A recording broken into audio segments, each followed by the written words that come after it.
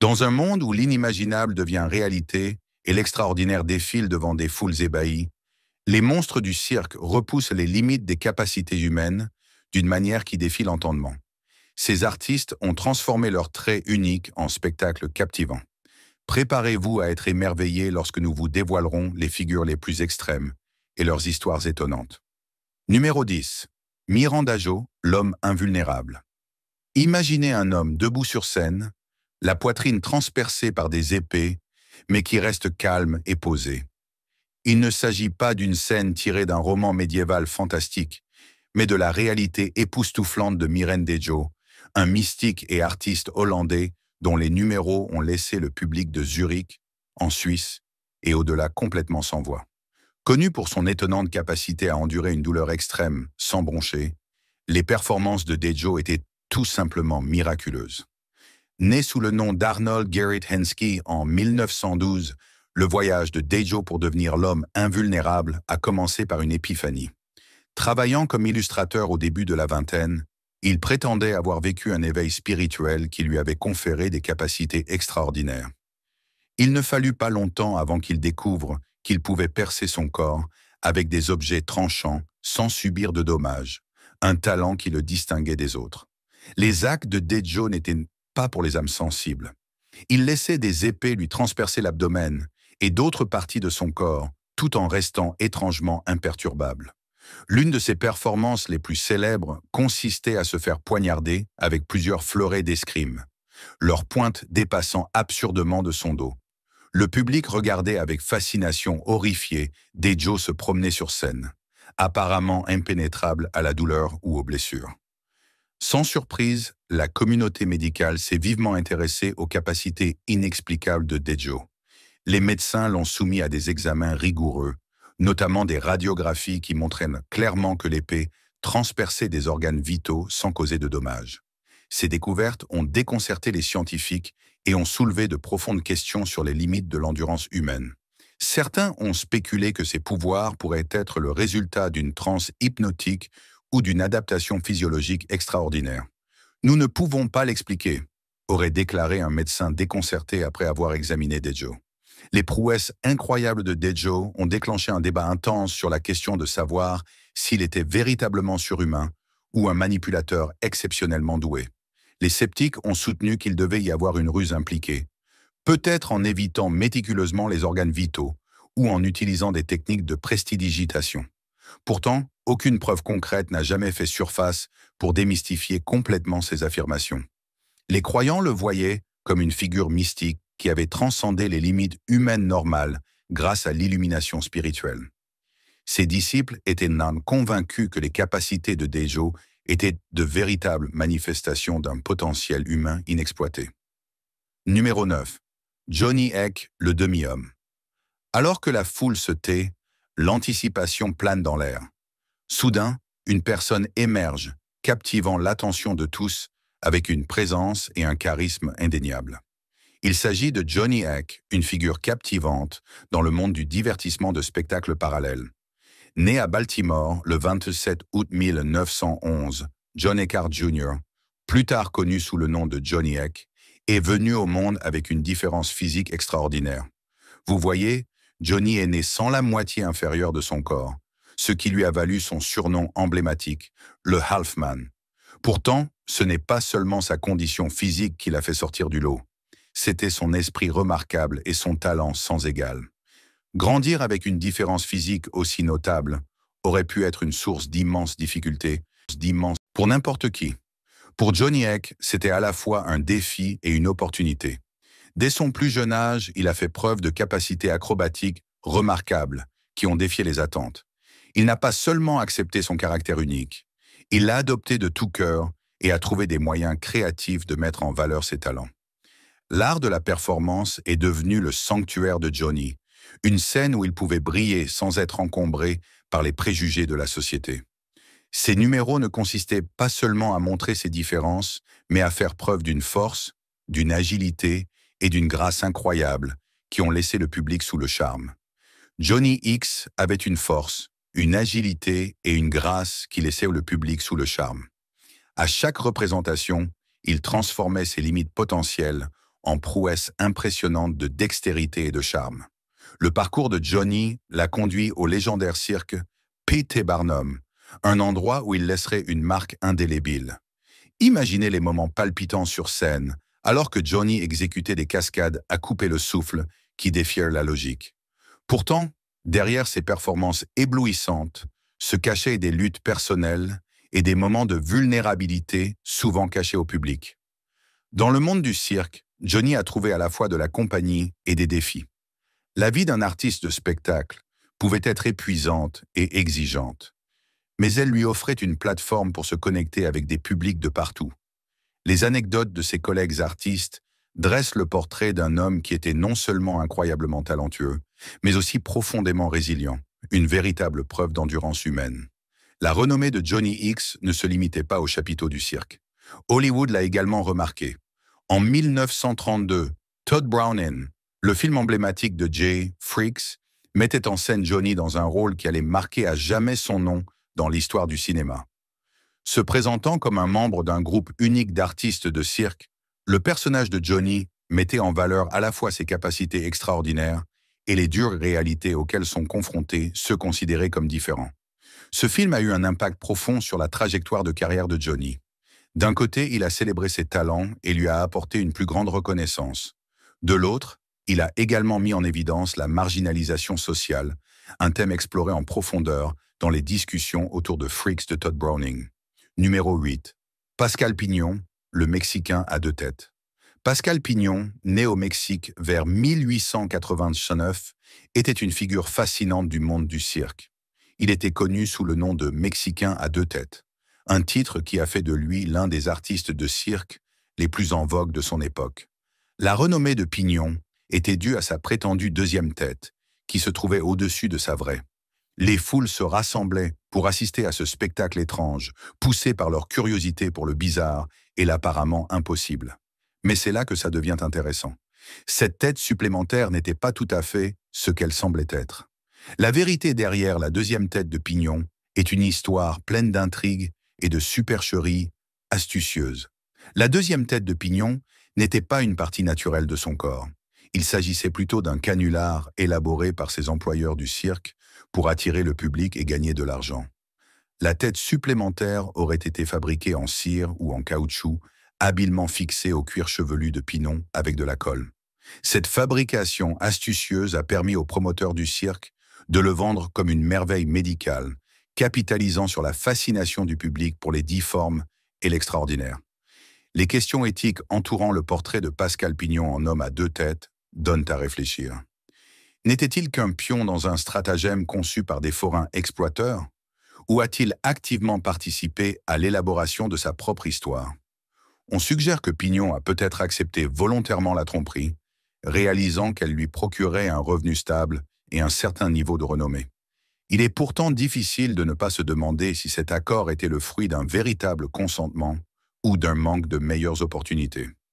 L'industrie du cirque avait à l'époque la réputation notoire d'exploiter ses artistes, tirant souvent profit de ceux qui avaient des anomalies physiques pour en tirer un profit financier. Qu'est-il arrivé à Pascal Pignon après son passage sous les projecteurs? Vivre avec l'héritage du Mexicain à deux têtes n'a pas dû être facile. Les mythes et légendes qui l'entouraient ont persisté longtemps après qu'il ait quitté le chapiteau du cirque. Retourner à la vie ordinaire signifiait faire face à une célébrité enracinée dans la tromperie, un exploit difficile à tous égards. Les dernières années de Pignon sont vagues. Tout est vague, comme sa deuxième tête. Certains récits suggèrent qu'il a vécu ses jours tranquillement dans une relative obscurité. D'autres indiquent qu'il a continué à faire des tournées sporadiques jusqu'à sa mort en 1929. Numéro 7. Alice Elizabeth Dougherty, la fille loup-garou. Imaginez grandir avec une maladie qui vous rend immédiatement reconnaissable et qui fait parler de vous en ville.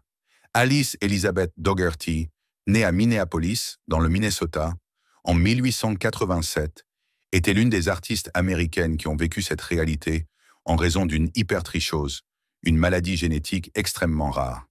Cette maladie a fait que son corps était couvert de fins cheveux blonds dès la naissance. Surnommée la fille au loup-garou, la vie d'Alice était un mélange de fascination et de spectacle, marqué par son apparence particulière.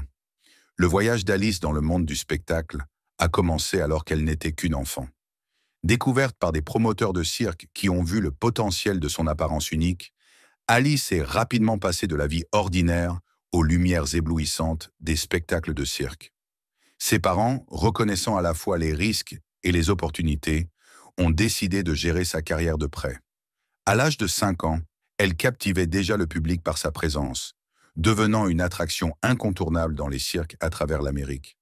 Les loups-garous font depuis longtemps partie du folklore et du mythe, évoquant des images de transformation au clair de lune et de nature sauvage. L'hypertrichose d'Alice a joué un rôle direct dans ces fascinations culturelles. Le public était impatient de voir la jeune fille loup-garou, attirée à la fois par la curiosité et par le charme du mystère. Son histoire était souvent embellie par les promoteurs pour renforcer ce lien, tissant des récits brouillant les frontières entre mythe et réalité. Malgré son personnage public, la vie en coulisses était loin d'être glamour pour Alice. Gérer la célébrité à un si jeune âge comportait son lot de défis. Sur scène, elle était célébrée pour son caractère unique. En dehors de la scène, elle était scrutée et parfois isolée. Sa famille a joué un rôle essentiel pour lui assurer un semblant d'expérience d'enfance normale au milieu de sa renommée croissante. Pourtant, équilibrer l'attention du public avec la vie privée est resté une lutte constante. L'hypertrichose n'est pas aussi mystérieuse qu'elle pourrait le paraître lorsqu'elle est considérée sous l'angle médical. Cette maladie implique une croissance anormale des poils sur le corps et peut être congénitale ou acquise plus tard dans la vie. La vie. Pour Alice, c'était une hypertrichose lenugineuse congénitale, une forme où les individus naissent avec des poils fins couvrant leur visage et leur corps. Les professionnels de la santé qui ont examiné Alice étaient fascinés, mais déconcertés par la façon dont son état pouvait enflammer l'imagination du public à propos des loups-garous. Séparer les faits de la fiction est devenu crucial, car les explications scientifiques se heurtaient aux histoires sensationnalistes conçues pour le divertissement. L'hypertrichose n'a pas de remède connu, mais comprendre ses racines génétiques aide à démystifier des conditions qui semblaient autrefois surnaturelles. Numéro 6. Martin Laurel, The Owl Man. Imaginez un homme qui pourrait tourner la tête dans tous les sens presque comme un hibou. C'est exactement ce pourquoi Martin Laurello, également connu sous le nom de hibou humain ou Bobby le garçon à la tête tournante, était célèbre.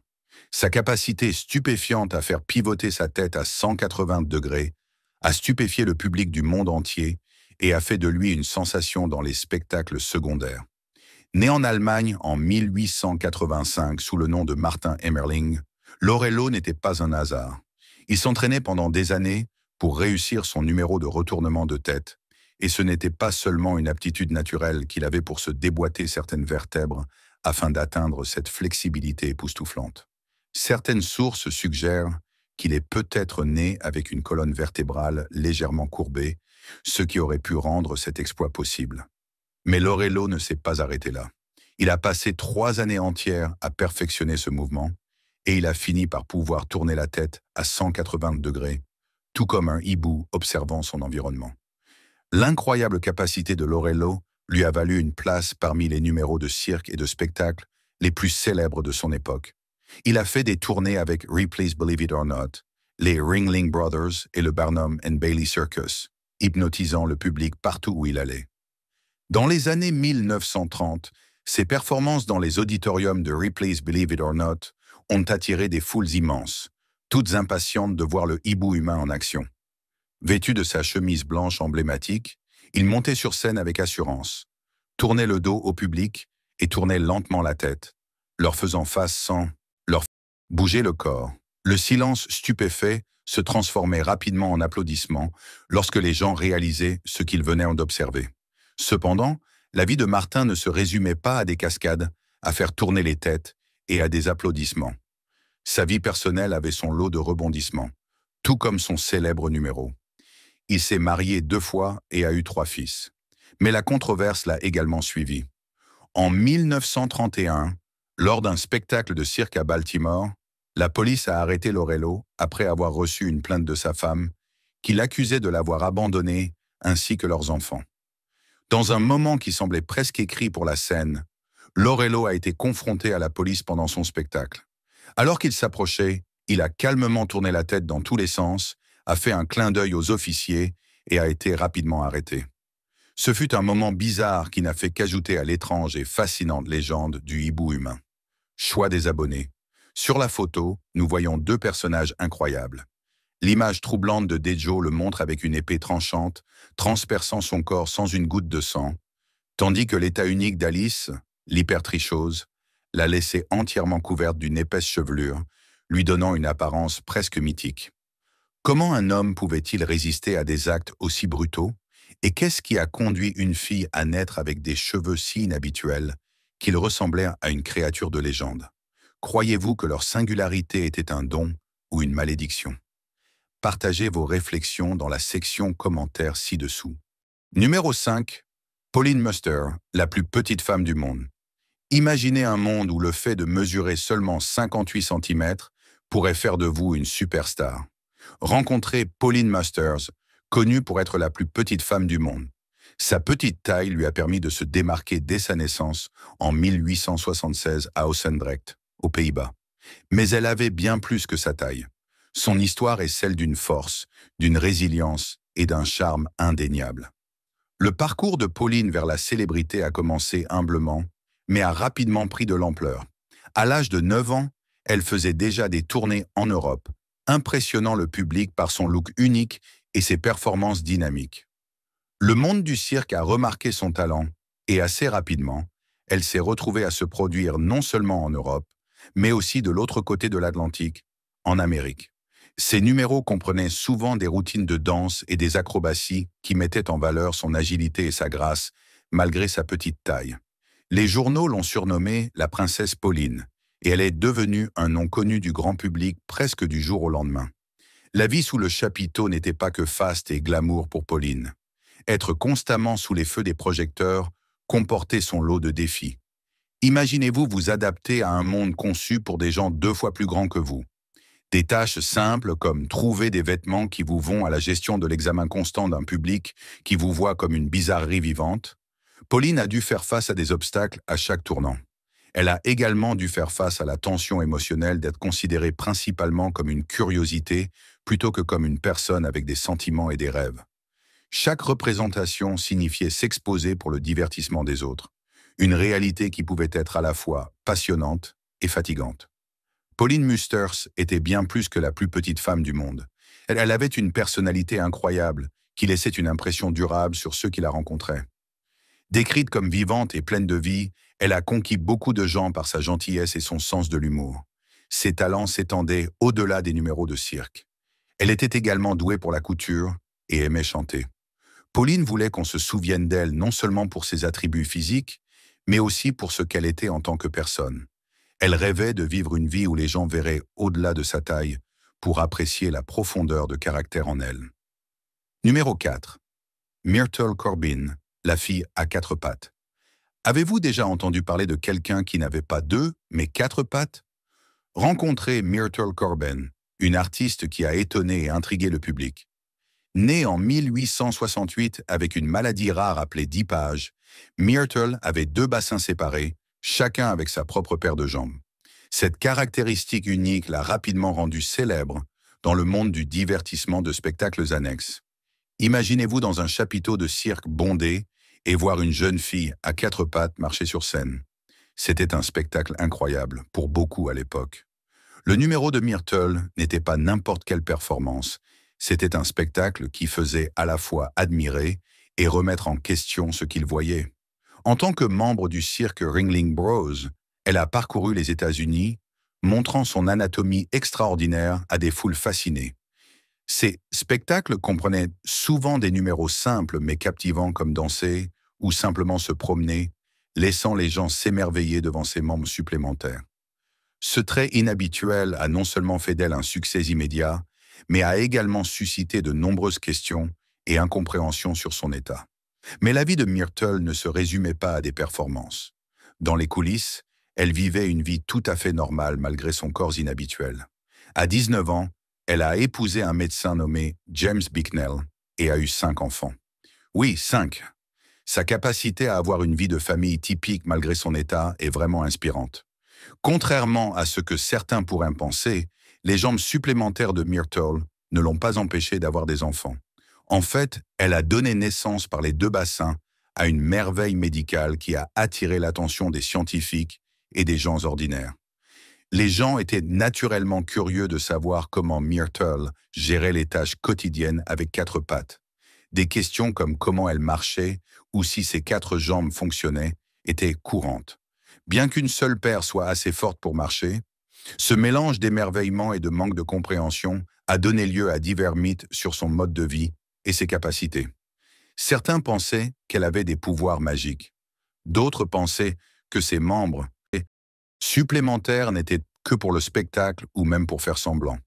Les caractéristiques physiques extraordinaires de Myrtle ont attiré l'attention, mais elle a vécu une vie relativement longue pour son époque, décédant à 59 ans. Numéro 3. Félix, l'homme élastique. Imaginez un homme qui pourrait étirer sa peau comme des élastiques, contorsionner son corps de manières inimaginables et laisser le public bouche bée d'incrédulité.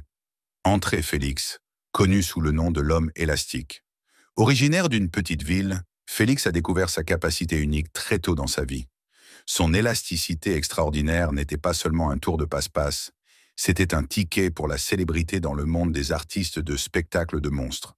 Félix, né dans le Wisconsin en 1858, a étonné le public par son élasticité remarquable. Il pouvait étirer sa peau et plier ses membres vers l'arrière avec facilité, mettant en valeur des capacités qui semblaient presque surhumaines. Le voyage de Félix sous les projecteurs a commencé humblement. La nouvelle s'est rapidement répandue à propos du garçon qui pouvait arracher sa peau de quelques centimètres de son corps sans ressentir de douleur. Bientôt, il se produisait dans des foires locales et des spectacles parallèles, captivant quiconque avait la chance d'être témoin de son talent étrange. Au fur et à mesure que sa renommée grandissait, la complexité de ses actes augmentait également, le transformant en une sensation internationale. Le secret des performances étonnantes de Félix résidait dans une maladie génétique rare, appelée syndrome d'Ehlers-Danlos, EDS. Ce groupe de troubles du tissu conjonctif affecte la peau, les articulations et les parois des vaisseaux sanguins, les rendant inhabituellement flexibles et fragiles. Pour Félix, cela signifiait avoir une peau qui pouvait s'étirer bien au-delà de ce que la plupart des gens pourraient de même imaginer. Le syndrome d'Ehlers-Danlos est plus qu'une simple bizarrerie médicale. Il comporte son propre lot de défis et de risques pour la santé. Les luxations articulaires sont courantes, les ecchymoses apparaissent facilement et les blessures prennent plus de temps à cicatriser. Cependant, ces inconvénients ont été éclipsés par les incroyables opportunités que sa maladie lui offrait dans le monde du divertissement. Il est intéressant de noter que le syndrome d'Ehlers-Danlos est souvent associé à une hypermobilité, qui se caractérise par des articulations qui peuvent bouger au-delà de l'amplitude normale des mouvements. Cet aspect de l'EDS a donné à Félix encore plus de souplesse et de contrôle sur son corps. Les numéros de Félix étaient tout simplement fascinants. Imaginez-le étirer la peau de son cou pour couvrir la moitié de son visage, ou tirer la peau de son ventre vers l'extérieur comme une feuille de caramel. Ces prouesses n'étaient pas de simples tours de passe-passe. C'étaient de véritables démonstrations d'élasticité humaine qui laissèrent le public à la fois horrifié et fasciné. Certaines de ses performances les plus populaires ont vu Félix saisir des plis de peau le long de son torse et les étirer vers l'extérieur pour imiter le soufflet d'un accordéon. Il pliait ses bras et ses jambes d'une manière qui semblait impossible pour l'anatomie humaine. Souvent en partenariat avec d'autres artistes, Félix tordait et courbait son corps dans des formes complexes qui semblaient défier les lois naturelles. Le public ne pouvait pas se lasser de cet homme élastique. Qu'il soit attiré par une curiosité morbide ou par une véritable admiration pour sa résilience et son talent, Félix a toujours offert un spectacle qui laissait une marque indélébile dans leur mémoire. Numéro 2. Prince Randian, le serpent humain. Le prince Randian, une figure inoubliable dans le monde des artistes insolites, est né en Guyane britannique en 1871. Contrairement à la plupart, il est venu au monde sans bras ni jambes, une condition connue sous le nom de syndrome de tétra-amélie. Malgré ses limitations physiques, l'esprit indomptable du prince Randian l'a propulsé pour devenir l'un des artistes de cirque les plus remarquables de l'histoire. Connu sous une variété de surnoms, le serpent humain. Le numéro de la chenille humaine, ou simplement Piloman Randian, était l'un des spectacles les plus fascinants et les plus époustouflants de son époque. Il est difficile d'imaginer effectuer des tâches quotidiennes sans membres, mais le prince Randian a défié tous les pronostics en maîtrisant une multitude d'activités qui ont laissé le public bouche bée. À 18 ans, il a été amené aux États-Unis par le légendaire P.T. Barnum, où il est rapidement devenu une star du circuit des spectacles parallèles, se produisant à Coney Island et dans divers cirques pendant plus de 4 décennies. Ce qui rendait le numéro de Randian si inoubliable était sa capacité remarquable à accomplir des tâches quotidiennes sans utiliser ses bras ou ses jambes. Son tour le plus connu, consistait à rouler et à allumer une cigarette en utilisant uniquement ses lèvres. Une démonstration extraordinaire de dextérité et de persévérance. Il peignait, écrivait et se rasait, même en utilisant des outils qu'il tenait avec ses lèvres. Lorsqu'il se produisait, Randian enfilait un vêtement moulant en laine qui lui donnait l'apparence d'un serpent ou d'une chenille, tandis qu'il se déplaçait sur scène, en remuant ses hanches et ses épaules. L'héritage du prince Randian a été immortalisé lorsqu'il est apparu dans le film emblématique de Todd Browning de 1932 Freaks, connu pour son portrait de personnes souffrant de conditions physiques uniques.